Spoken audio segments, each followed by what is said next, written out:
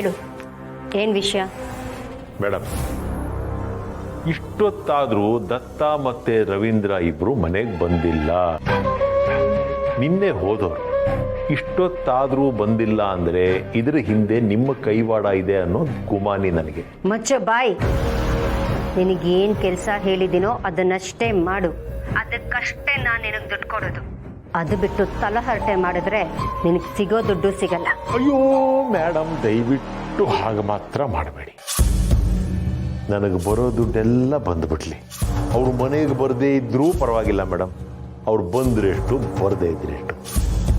ಒಂದು ವೇಳೆ ಬರಲಿಲ್ಲ ಅಂದ್ಕೊಳ್ಳಿ, ನೀವು ಫಾಲೋ ಮಾಡೋ ಅವ್ರನ್ನ ಅಂತ ಹೇಳಿ ಅವ್ರು ಈ ಭೂಮಂಡಲದಲ್ಲಿ ಎಲ್ಲೇ ಅಡಿಕೊಂಡಿದ್ರು ಸರಿ, ಹುಡುಕೊಂಡು ಕರ್ಕೊಂಬಂದ್ಬಿಡ್ತೀನಿ. ಅಷ್ಟೆಲ್ಲ ಏನು ಬೇಕಾಗಿಲ್ಲ. ನಾನೇ ನಿನಗೆ ಕಾಲ್ ಮಾಡೋವರೆಗೂ ನೀನು ಹೀಗೆ ಪದೇ ಪದೇ ನನಗೆ ಕಾಲ್ ಮಾಡ್ತಾ ಇರಬೇಡ. ನೀನು ಈ ರೀತಿ ಕಾಲ್ ಮಾಡ್ತಾ ಇದ್ರೆ ಮನೆಯವ್ರಿಗೆ ಅನುಮಾನ ಬರುತ್ತೆ. ಮತ್ತೆ ದುಡ್ಡು ನಿನ್ನ ಅಕೌಂಟಿಗೆ ಬರುತ್ತೆ. ಮೊದಲು ಕಾಲ್ ಕಟ್ ಮಾಡು.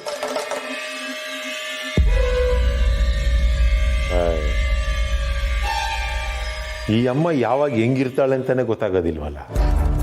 ಒಂದೊಂದ್ಸಲ ಒಂದೊಂದು ಥರ ಆಡ್ತಾಳೆ, ಮೆಂಟ್ಲಿಗಿರಾಕಿ. ಅಲ್ಲ, ಫಾಲೋ ಮಾಡ್ಕೊಂಡು ಹೋಗು, ವಿಷಯ ಗೊತ್ತಾದ ತಕ್ಷಣ ಫೋನ್ ಮಾಡು ಅಂತಾಳೆ.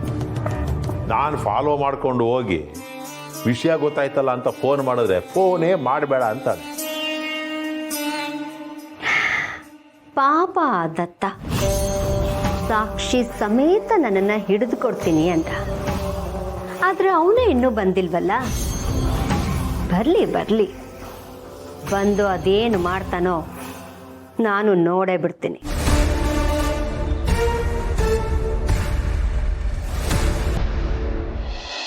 ದಶಾಂಗಂ ಗಗ್ಗಲೋ ವೇದಂ ಸುಗಂಧಂ ಚ ಸುಮನೋಹರಂ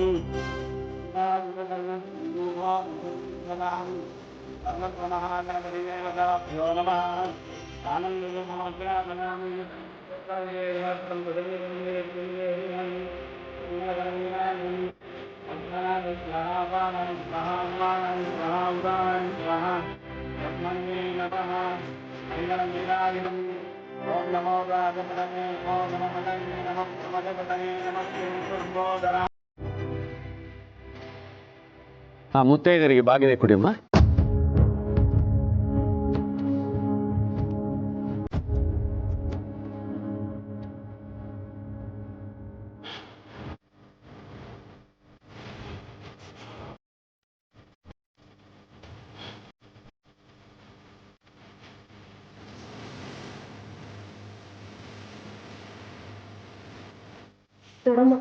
ನಿಧಿ, ಅವ್ರಿಗೆ ಕೊಡ್ಬೇಡಮ್ಮ.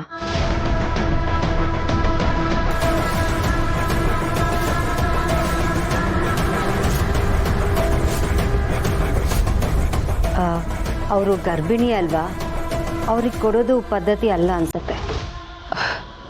ಹೌದು ನಿಧಿ, ನನಗೆ ಬೇಡ. ಸಂತಿನ್ ಕೊಡು.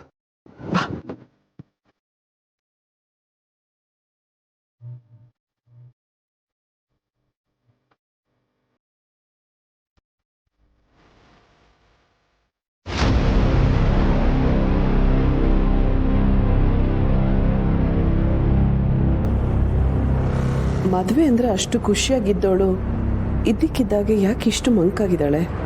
ಏನಾಯ್ತು ಇವಳಿಗೆ? ಎಲ್ಲರೂ ಸ್ವಲ್ಪ ರಿಲ್ಯಾಕ್ಸ್ ಮಾಡ್ತೀರಿ. ಒಂದು ಅರ್ಧ ಗಂಟೆನಲ್ಲಿ ಅಡುಗೆ ರೆಡಿ ಆಯ್ತು. ಬಾಪು,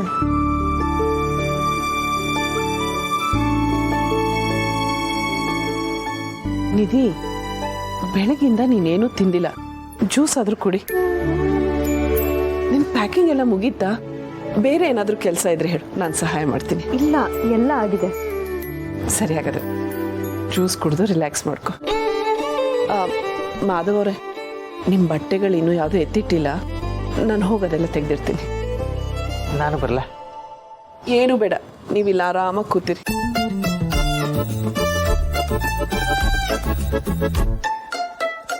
ಅಣ್ಣಂಗೆ ಇಲ್ಲಿ ಕೂತ್ಕೊಂಡು ಜ್ಯೂಸ್ ಕುಡಿಯೋದಕ್ಕಿಂತ ಅದಕ್ಕೆ ಜೊತೆ ಹೋಗಿ ಸಹಾಯ ಮಾಡಿದರೆ ಆರಾಮಾಗ್ತಿತ್ತೇನೋ ಅನಿಸುತ್ತೆ. ಮಹೇಶ, ನಿನ್ನ ಜ್ಯೂಸಿಗೆ ಬೇಕಿದ್ರೆ ಇನ್ನೊಂದು ಸ್ವಲ್ಪ ಸಕ್ಕರೆ ಹಾಕಿ ಕುಡಿ. ಅದು ಬಿಟ್ಟು ನಮ್ಮ ಮಾತು ಯಾಕೆ ಕೇಳ್ತೀಯ ನೀನು? ಹೌದಲ್ವಾ? ಜ್ಯೂಸ್ ತುಂಬ ಚೆನ್ನಾಗಿದೆ. ಅಪ್ಪ, ಪೊಲೀಸ್ ಇನ್ಸ್ಪೆಕ್ಟರ್ ಬಂದಿದ್ದಾರೆ.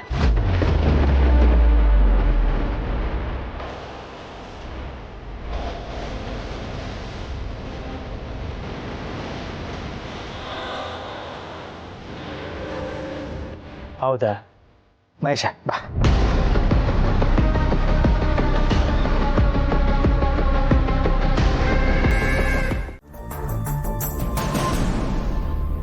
ನನಗೆ ನಿಮ್ಮಿಬ್ಬರನ್ನ ಹೀಗೆ ನೋಡೋಕ್ಕೆ ತುಂಬ ಖುಷಿ ಆಗ್ತಿದೆ. ಇನ್ಫ್ಯಾಕ್ಟ್ ನಿಧಿ ನಿನ್ನ ಜೊತೆ ಇಷ್ಟು ಚೆನ್ನಾಗಿ ಮಾತಾಡ್ತಿದ್ದಾಳ ಅಂದರೆ ನಂಗೆ ನಂಬಕ್ಕೆ ಆಗ್ತಿಲ್ಲ. ಹೌದು ಬ್ರೋ, ಇಷ್ಟು ದಿನ ನಾನು ಇವ್ರನ್ನ ಅರ್ಥನೇ ಮಾಡ್ಕೊಂಡಿಲ್ಲ. ನನಗೆ ಇವಾಗ ಅರ್ಥ ಆಗ್ತಿದೆ. ಸಂಬಂಧ, ಪ್ರೀತಿ, ವಿಶ್ವಾಸ ಇದೆಲ್ಲದ್ರ ಮುಂದೆ ದುಡ್ಡು ಯಾವ ಲೆಕ್ಕಕ್ಕೂ ಇಲ್ಲ ಅಂತ. ಅರೆ ಇದೇನಿದು, ನಮ್ಮ ಚಿನ್ಕುರ್ಳಿ ಬಾಯಲ್ಲಿ ಇಂಥ ದೊಡ್ಡ ಮಾತುಗಳು ಬರ್ತಿದೆ. ಏನೋ ಮದುವೆ ಫಿಕ್ಸ್ ಆಗ್ತಿದ್ದ ಹಾಗೆ ತುಂಬ ದೊಡ್ಡೋಳಾಗ್ಬಿಟ್ಯಾ? ಜೀವನ ಪ್ರತಿದಿನ ಒಂದೊಂದು ಪಾಠ ಕಲಿಸುತ್ತೆ ಅಲ್ವಾ ಬ್ರೋ? ಜೀವನ ನನಗೆ ಕಲಿಸಿರೋ ಪಾಠದಿಂದಾನೇ ನನ್ನ ಬಾಯಿಂದ ಈ ರೀತಿ ಬರ್ತಿರೋದು. ಜೀವನ ಅಂದ್ರೇ ಹಾಗೆ ಮೇಡಮ್. ಸುಖ ದುಃಖ, ಸರಿ ತಪ್ಪು, ಭಯ ಆತಂಕ ಎಲ್ಲ ಇರುತ್ತೆ.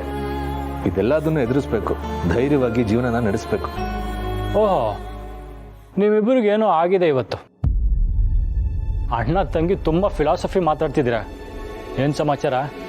ಜೀವನ ಅಂಥ ಪಾಠ ಏನು ಹೇಳ್ಕೊಟ್ಟಿದೆ?